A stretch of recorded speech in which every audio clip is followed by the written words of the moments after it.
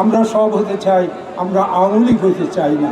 আমাদের ঐক্যের কোনো বিকল্প নাই। ঐক্যই আমাদের শক্তি। লাকসামের সমস্যা হলো আগামী দিনে নির্বাচন। সেই নির্বাচন যেই করুক না কেন, আমরা একসাথে নির্বাচন করার জন্য অঙ্গীকারবদ্ধ।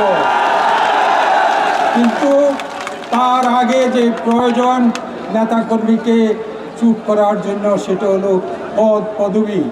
তাই এখানে নিরবিচ্ছিন্নভাবে কোনো রকম পক্ষপাতিত্ব না করে আপনার আগমনের বাণী হিসাবে আপনি এখানে যেন সুন্দরভাবে নির্বাচন হয়ে উপযুক্ত লোকেরা নির্বাচনে পদ পেতে পারে, সেই বন্দোবস্ত করবেন।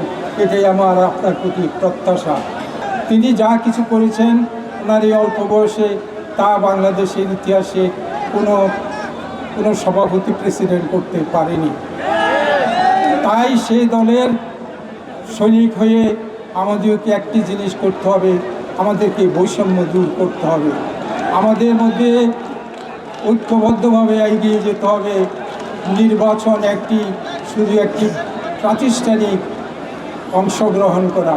লাকসাম, মনোরগঞ্জ তথা কুমিল্লা দক্ষিণ জেলার সকল নেতৃবৃন্দের নিকট আমার আহ্বান থাকবে, এই জনগোষ্ঠীকে আপনি দেখেন, এটা হলো বিএনপির ঘাঁটি। এখানে 2008 সালে এরকম যারা হয়েছিল, যারা নিজের মনে কষ্ট পেয়েছিল, তারা ধানের শীষে ভোট না দিয়ে নৌকায় ভোট দিয়েছিল। তাই বিএনপির ক্যান্ডিডেট পাস করেনি। আগামীতেও আপনাদেরকে খেয়াল রাখতে হবে, আমাদের ঐক্যের কোনো বিকল্প নাই। ঐক্যই আমাদের শক্তি। আজকে আপনি ফর্মালিটি বাদ দিয়ে ইনফর্মালিভাবে কুমিল্লা এসেছেন।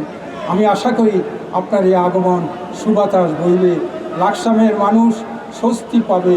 লাকসামের মানুষ গ্রুপিং দেখবে না, দেখবে এখানে সংহতি। এটাই আমি আপনার নিকট অনুরোধ করব।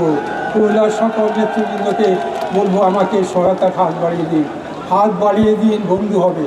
আমরা সব হতে চাই, আমরা আওয়ামী লীগ হতে চাই না। ভাইরা আমার, আপনাদের নিকট আমার একটি প্রত্যাশা থাকবে, আওয়ামী লীগের কোনো লোককে আপনার অন্যায়ভাবে জায়গা দিবেন না, আর অন্যায়ভাবে তাদের উপর অত্যাচার করবেন না।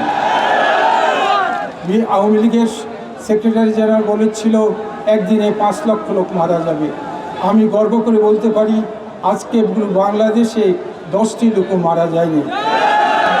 আর লাকসাম অত্যন্ত শান্তিপ্রিয় মানুষ, ধর্মভীরু মানুষ, এখানে ধর্মান্ধ মানুষ নেই।